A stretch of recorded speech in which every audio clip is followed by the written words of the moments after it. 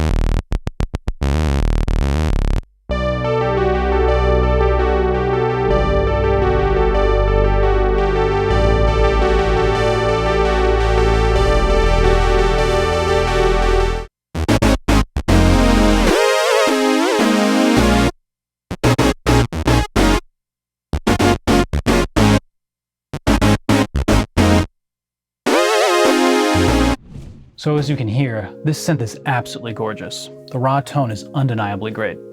But as I said, after a while, I start feeling like it needs something. The first thing that I reach for is reverb. When I'm playing a lead patch, I pretty much always feel like I need some sort of spatial effects to open up the sound. Let's listen to this next patch, which is a lead that is partly inspired by the great keyboardist Chris Fishman and also the incredibly talented young Anatole Muster. I'm going to use some reverb from the Big Sky as well as a little bit of sweetener, drive, and compression from the Chroma console. Let's check it out.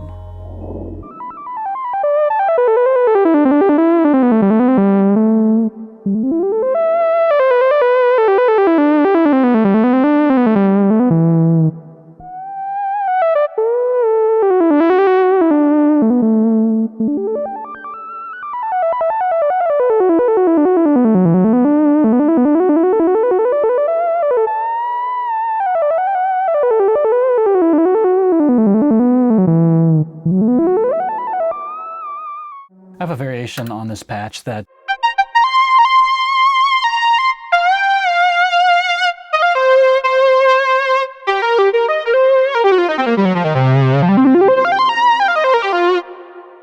just pay a little respect to Michael Brecker, Song for Bilbao with The great Pat Metheny, such a great tune. If you don't know that record, check it out. So one trick when you're playing these types of leads is obviously to have an expression pedal to give you that kind of filter sweep, so you don't have to do it with one of your hands, but you can just do it with one of your feet. And then also, if you're using a sustain pedal,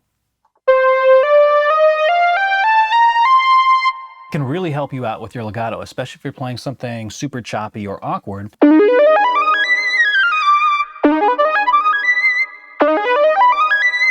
So just kind of it cleans it up a little bit. You know, I would never do this on the piano because all the notes would bleed together, but here we're playing synth. It's a completely different thing with a different type of action, different type of sound that is much less dynamic and way less forgiving. It's important that we use the tools to help us achieve these effects.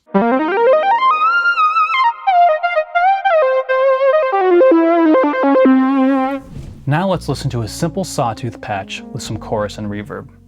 It's amazing how a simple chorus effect and a touch of reverb can take something as simple as the startup single oscillator Sawtooth patch into something incredibly musical. Just a note, I've been using the Moog EP3 expression pedal to control the filter cutoff, which really helps to create a dynamic performance. Having an expression pedal can really help open up the expressive capabilities of the Prophet 5, because there's no way to do things like map the filter cutoff to the mod wheel. On many other modern synths like the Prophet Rev 2, all the Nord stage models, and almost all software synths, and even the Prophet 6, you can map the mod wheel to the filter cutoff, which can allow for some super musical, dynamic playing. I tend to do a lot of playing where the mod wheel controls the cutoff or some sort of dynamic parameter. So not being able to do that on the Prophet 5 is a big drawback. But I've been experimenting with the expression pedal controlling the filter cutoff, and it's been really fun because it makes me think differently about this approach. The main problem I have with it is that my feet can't be as subtle as my fingers. But because I love the raw tone of the Prophet 5 so much, I've been practicing with this new method with the expression pedal. I find that creating challenges like this can often lead to an abundance of new creativity.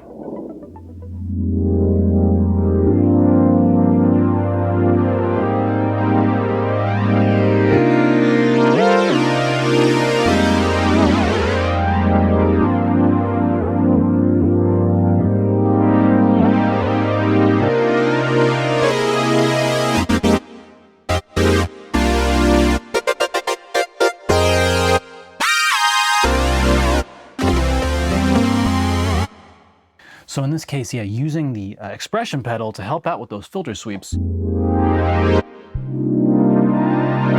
is super useful, because then I can play chords with both the left and right hand, and aftertouch is doing what the mod wheel is doing. So this is just a kind of different way of playing.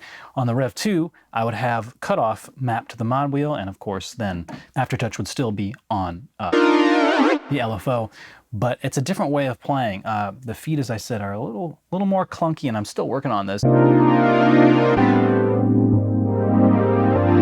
I like the concept. So this is just something I'm working on right now, and we'll see where it goes.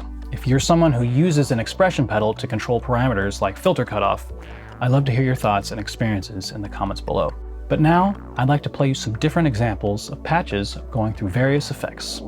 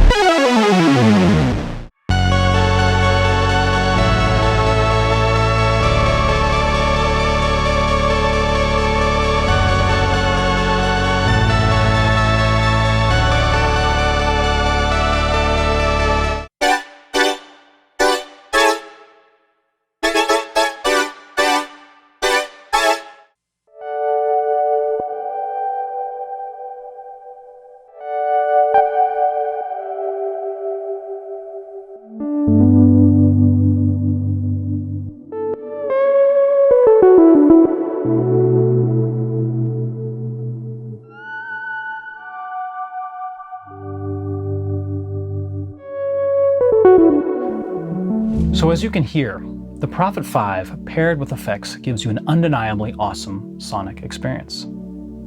Even though this synth is incredibly limited in terms of its features and modulation, and sometimes I can lose interest in it, especially when I have access to all my other modern synths and software synths. But I still keep coming back to this. It makes me feel something when I play it. And in a world of keyboards and software that can do just about everything, sometimes feeling is more important than features. The Prophet 5 is not perfect. It's not even practical for taking out on most types of gigs. But it's inspiring, and I always enjoy coming back to it to see if there's something I missed or a new sound that inspires me to create some new music. If you like some of the sounds you heard in this video and you own the Prophet 5 or 10, I have a preset pack of 80 patches I made for this synth, and it's available for download on my website. Lastly, if you have a piece of gear in your collection that inspires you but also feels limited, I'd love to hear your story in the comments below. And if you'd like to hear another 25 minutes of uninterrupted Prophet 5 bliss, check out this video right here.